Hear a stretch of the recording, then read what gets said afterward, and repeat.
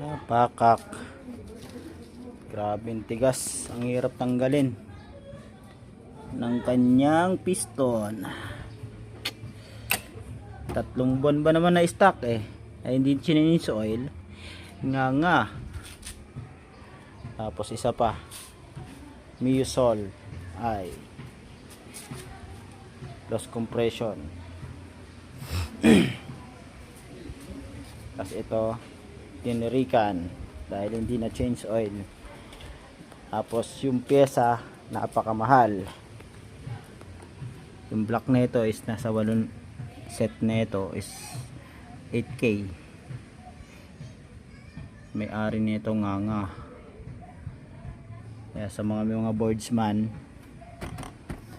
wag kayo magpapabaya sa langis. Kasi pag nasira yung block nga ka. Yun, loss compression. Nabuti na ng hapon. 2 unit sabay.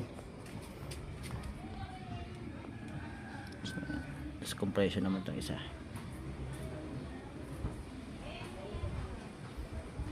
Milsol.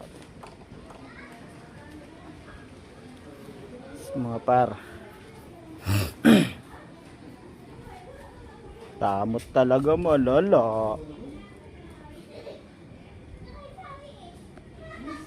So yung head nya nalinisan ko na. So pwede na yan. Hindi na masyadong masyadong makapit na yung mga oil. Ito mo, nag brownish na yung nyo, yung lock. Ito yung ganyang black. Ayan o. Kahit sa video makikita mo na agad eh. Sobrang itim.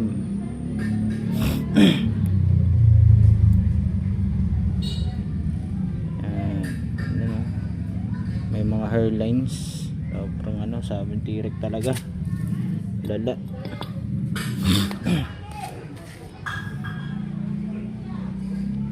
Lala ni boardsman. Suzuki. Napakamahal ng pyesa mga par. Ang bigat. Mas meron sila dito na buo. Meron na nabuo ngayon.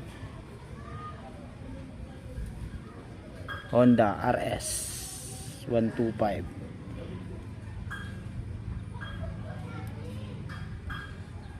FI. So yan yung FI.